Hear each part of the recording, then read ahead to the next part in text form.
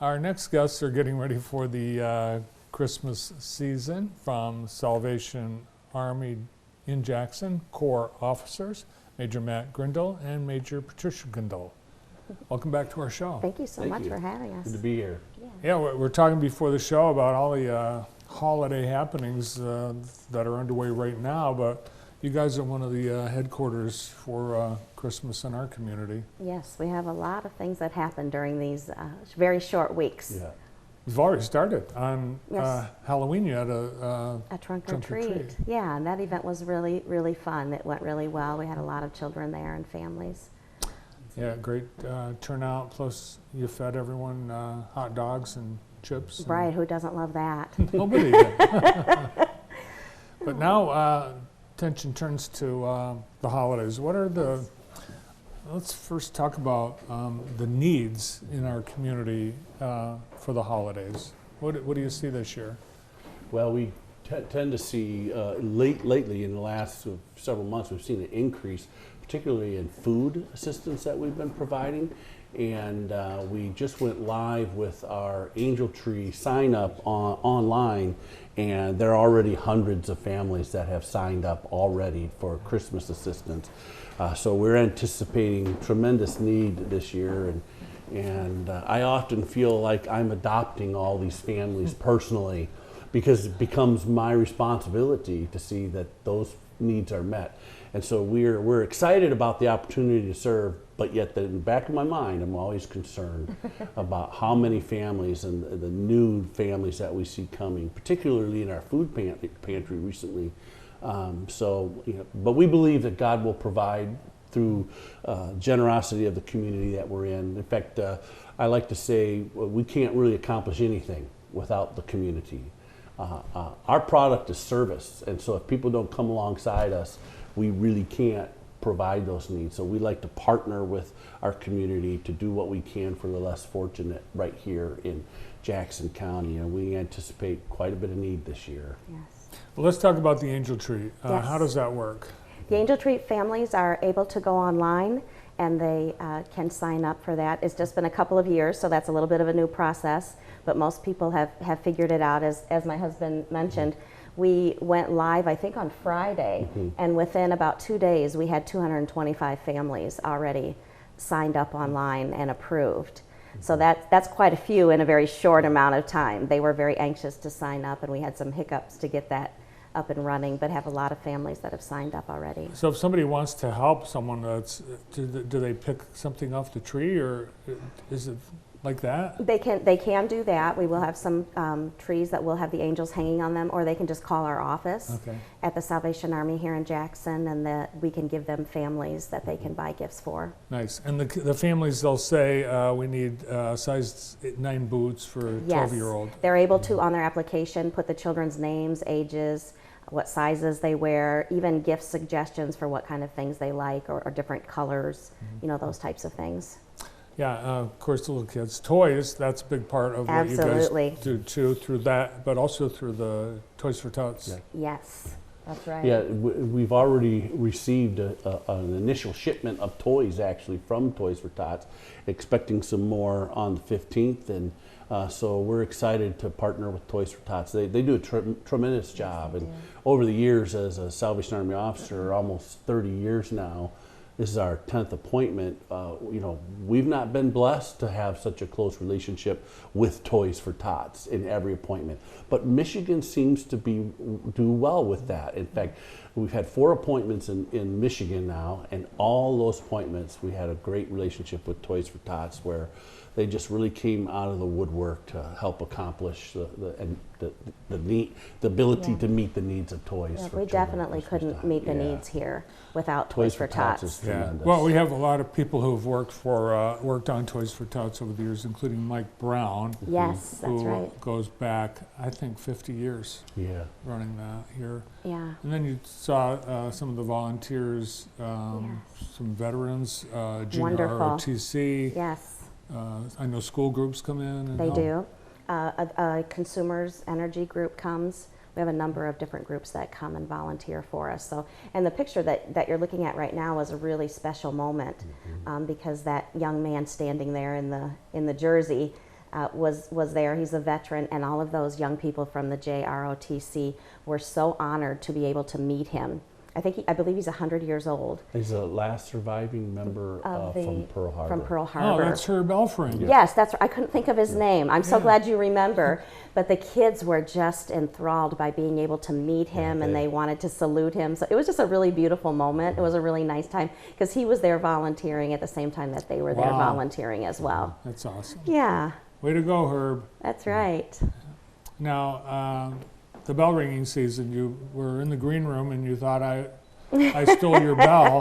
Yeah, when I heard the bell during the birthday Birthdays. celebrations, I thought, that's the first bells I've heard this Christmas season. We have a big box of bells that we'll be dragging out very shortly here, Right. but that's the first bell that I've heard rung for the Christmas season. That's right. Major, you brought me a little Yes. little bell.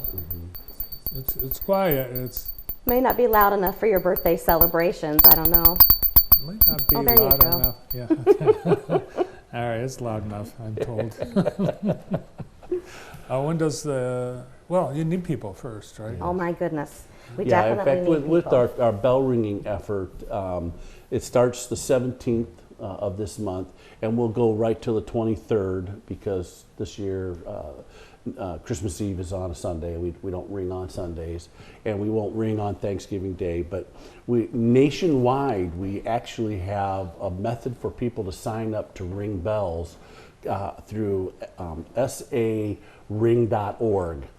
So if you go online and you search ring.org, a site will come up where you can, no matter where you are in the country, you can sign up to ring bells, and it'll ask you your zip code, and then it'll take you to that local core and in your area to sign up to ring bells. And they'll have a list of locations, and people can select places they'd like to ring. We do have quite a few people that will just call our office. They don't really want to. I got to be honest, I wasn't all that thrilled with the whole online sign-up thing for a number of years, and it used to be optional, and now it's kind of mandatory, and it's nationwide, and our national offices put that together, and it does produce some fruit for us, so we're happy to be able to use it. So we But if they definitely need can't them. figure it out, you can always call our office, and we'll help get them signed up. Always need more volunteers, Yes, though. Always. yes. Now, you mentioned you've had 4 appointments in Michigan as Salvation Army officers. Yes. How many years? Have we has- been officers? We're on our 29th year, so Nice. we spent some time in Indiana, Illinois, and Kansas. My wife was actually born and raised in Kansas. I was born in Detroit, so Michigan to home. me is my home. So when opportunity came up for us to transfer to Michigan, I was thrilled. It's not like you get to ask, but when they told us we were being transferred to Michigan, I was excited about that, and it's a tremendous blessing to our family because our 4 adult children have all launched while we've been stationed in Michigan, and they all reside in Michigan now, along with our 9 grandchildren. So I got a strong chance to retire somewhere in Michigan. Nice. Sorry, Major, it doesn't sound like you're getting back to Kansas. It was a bit of a culture shock, though, to move from Kansas to Petoskey, Michigan. Oh, yeah. And our first Christmas in Petoskey was a real eye-opener for me. It was welcome to Michigan for sure. Yes. Yeah, you're guaranteed a white Christmas in Petoskey. Absolutely. Every day in Petoskey was. All right. So we need bell ringers, Yes. and then we need people to donate when they see the bell. We absolutely need that. We have a new program that the Salvation Army has started to tap. Is it called? Yeah, we've got a few sites that we may have a device where people can just use their phone and hold it up to it's called Tap to Give. I'm a little bit We've not nervous tried about it this yet. program yet because I'm not sure how well it's going to work. But with society kind of moving away from carrying so much cash, a lot of people aren't carrying cash these days. So it's kind of been difficult for our bell ringing efforts, across the country. So the Army is looking for other methods, but ultimately I think the best method is people who just have some change in their pocket and they want to give. I've even seen children bring their change Piggy and coin banks. collection and dump it. We know when that happens because those kettles have a lot of change in And they're them. very heavy. Yeah. We also, there's also need for coats, winter clothes, food, Absolutely. all of that keeps Absolutely. going. Yeah, Matt did mention about our food pantry, but we are having record numbers of families in the last few months using our food pantry.